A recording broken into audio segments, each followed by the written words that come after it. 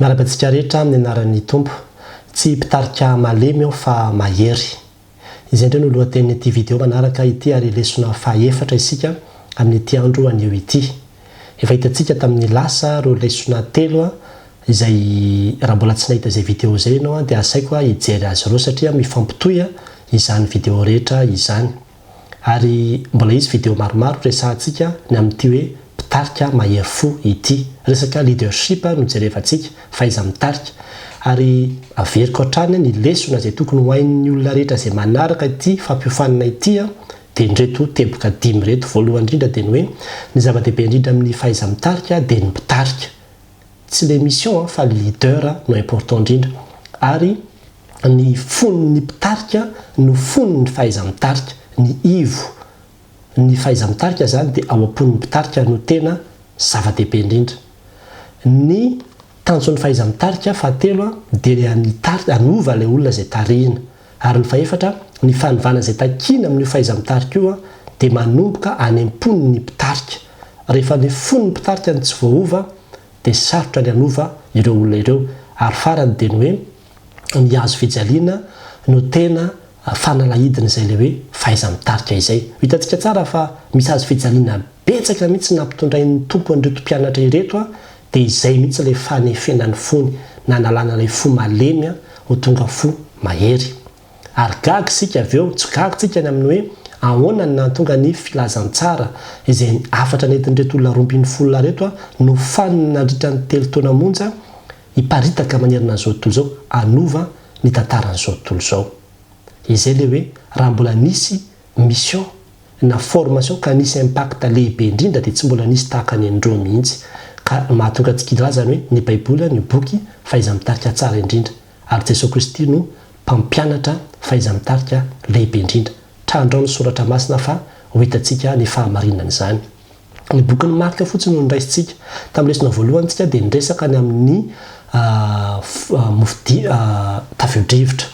izay nandraisantsika ny lesona tamin'izay fotoana izay amin'ny hoe ny fon'ny mpianatra dia misy koa ilay fo izay feno tahotra sy fanomezantsiny rehefa tojo olana. Ny lesona faharoa dia niresantsika ny amin'ilay hoe mofo 5 sazan-drano. Misy ilay fo izay mahita olana sainga tsy te hisahirana amaha izany. Dia ny fahatelo niresantsika ny amin'ilay fo mafy izay mahita zavatra saingy tsy mahalala ny tena marina. Ilay Jesosy nitsangatsangana teny ambony tafio-drivotra. Niresantsika ny amin'io rehefa tena tojo olana isika dia tsy hitantsika ny fahamarinan'ny tenin'Andriamanitra izay ambaran'Andriamanitra amintsika. Ary anio tsika dia resaka toy an'izay hatrany Marika 7 andininy voalohany ka hatramin'ny andininy fahasivy no ndeha ho resantsika. Andeha ho vakitsika amin'ny anaran'ny tompo ary izay tenin'Andriamanitra izay. Ary tamin'izany andro izany no nibetsaka indray ny vahoaka teo sady tsy nanan-kohanina izy dia nantsony Jesosy hanantona azy ny mpianany ka nilaza hoe mahonena reto vahoaka fa atelona izay no nitoerany taty amiko sady tsy manan-kohanina izy. Koa raha ampodiko any an-tranony mbola tsy nihinana izy dia ho reraka any an-dalana sady lavitra ny sasany. Fa ny mpianany namaly azy hoe aiza no ahazona mofo aty anefitra hahavoky reto olona reto. Ary izy nanontany azy hoe misy mofo firany aminareo? Aroa ireo 7. Dia nasainy nipetraka tamin'ny tany ny vahoaka ary dia nandray ny mofo 7 izy ka rehefa nisaotra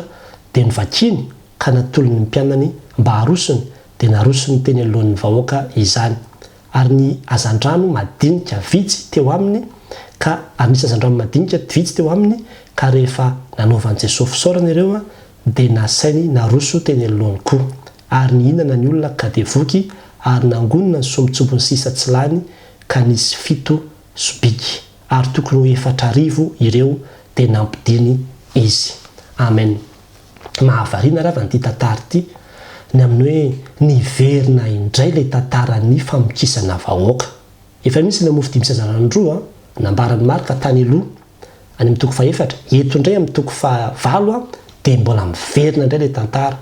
Olona ambarana eto manao hoe 4,000 indray no nifikisana eto ary tsy mofo 5 fa mofo 7 sy hazan-drano madinika vitsivitsy indray no nizaraina. Dia tsy ambony 12 sobika fa ambony 7 sobika. Mety misy angamba antsika zao gaga hoe aive misy tantara roa ohatran'izany ty famokisana vahoaka ty. Misy tantara roa ohatran'izany io amin'ny soratra masina. ary naverina le izy mba nahitanany amin'ny hoe nanahoana nandray lesona tokoa ve le mpianatra fa rehefa jerevantsika tsy nandray lesona izy le valy teniny tamin'le mofo dimy sazan-dranondroa ihany mbola valy teniny teto amin'ity mofo fito ity ary zay nahitantsika ravina ny amin'ny hoe averiko ihany hoe ny formation zay omen'ny tompo antsika tena formation pratique ary nandray zavatra miverimberina ihany le izy kanefa rehefa miverina le izy a dia mbola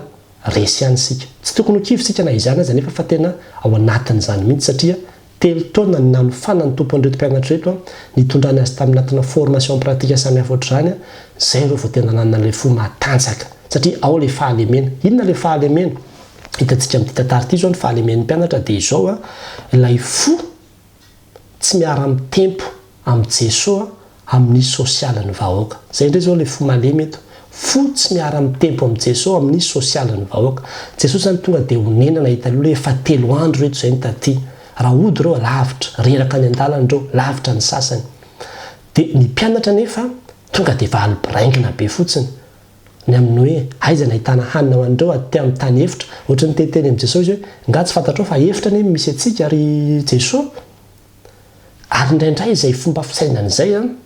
dia tena fomba fisainana tsy mety satria tena voky tenin'Andriamanitra le olona 3 andro le olona tany notoriana filazany tsara fa nona reo olona reo tsy mety amin'ny tompo zany fomba fisainana zany ny leadership an' Jesosy Kristy dia leadership mijery ny sosialy ary rehefa mijery anao ny fiampianarana leadership rehetra zay fiampianarana matanjaka rehetra dia misy an'io asa sosialy io daholo ny fampianarana leadership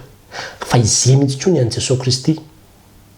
dia ny amin'ny hoe tsy maintsy omena haniny ireo eritreretina koa zany fa tsy hoe ara-panahy fotsiny ihany no atao amin'ny fitoriana filazany tsara ary io indraindray no olantsika satria tsy te hisahirana ohatra ny tetentsika indraindray manao hoe ankizy ny teo akatiko efa fantany ve izy mijanona matoa izy mijanona firandreo ty manakohaniny izy zanyko izy ve tsy eritreritra an'izany tsy zay le toe-tsaina leader tsy zay le toe-tsaina ao amin'ny tompo fa le fo onena antitra miantra sy malahelo indraindray manko misy fitiavatena ao anatintsika ao ary zay mihitsy ny olana ao anatin'ny leadership misy an'le fitiavatena tsy mieritreritra ny hafa mihitsy fa ny sasany zany dia manao zay avoky ny tenany ka tonga ny tenany manana be dia ny hafa kaiky eo a miantra mimahantra ihany ohatra ny tsy hitany akory ary zay tsy tian'ny tompo zay fa mila avoaily any aminao fifampizarana fifanampiana izay natao hoe faiza mitarika tian'ny tompo ary zay le toe-po zay no mila amboarina mihitsy aloha ao anatin'ny mpitarika any amin'ny hoe ilay mpitarika manome mizara le any anatiny manana fo onena sy antra le olona zay tarihiny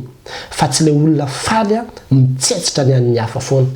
ary zay ny ampianarin'ny tompo ny mpianatra na olona tsy taitra mihitsy mahita ny fahalemen'ny olona anatin'ny fiangonana any indraindray misy olona rehefa hoe hisakafo dia sosotra izy hoe fa maninona nandaniana voly zany sakafo zany maninona raha anaovana fitoriana filazany tsara zao ao anatin'ny asa fitoriana filazany tsara mihitsy tompoko ny sakafo laha nio mihitsy ny vola tsy maninona hampisakafoanana ny olona fa zava-dehibe ao anatrehan'ny tompo zany ny anomezana sakafo ny olona ny hijerevana ny sosialin'ny olona fa tsy omena tenin'Andriamanitra fotsiny izy dia aveo ianao a tsy mitady fa rehefa mitady ane ianao zay kelananao ane ampitombon'ny tompo ane zany mahavita zavatra be ane zany ny asa fitoriana filazany tsara lavana aza sarahana mihitsy amin'ny asa sosialy aoka antsika tsy ho tia tena aoka antsika tsy ho tia tena ka ny amin'ny hoe fitoriana fotsiny dia maherezy mitiava momba anareo ny tompo hoe misy olona tonga aminao manana olana izy dia zay fotsiny hoe maherezy mivavaka ho anareo manomenao zay anananao manomenao zay anananao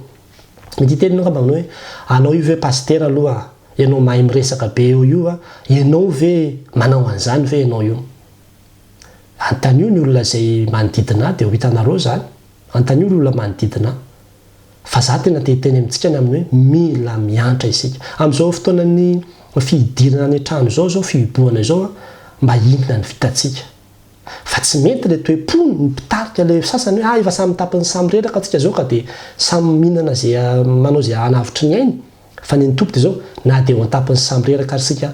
andao hifanampy avoay andao hizara andao hifanometanana fa izay no ahafahantsika miatrika ny olana zay atrehantsika ka vitany olana io a ho resy ary zay mihitsy ny leadership an' Jesosy Kristy zay ka dia mila ianarana zay ekane mba ho toe-potsika rehetra zany oka tsy hamihina ny soa ianao ho anao fotsiny fa mba hijery koa ny manodidina sy ny hafa fa misy mofo ianany eo aminao hoe misy olona anony eo misy fito any aminao any avoay ifampizarana fa ain'ny tompo atao foana avy eo ny anome anao ambony rehefa tena manolotra niny amin'ny fitiavana ianao ka manatanteraka an'izay ho voninahitr'Andriamanitra. Ivavaka isika dia mbola misaotra anao hatrany izay ry Tompo Andriamanitra rainay, ry Andriamanitra be voninahitra, Andriamanitra masina, ry Andriamanitra tsara, fa tsy mihevitra ny ara-panahy fotsiny fa mihevitra ny ara-nofo koa ianao, ary izahay mihitsy no tianao hosolo tenanao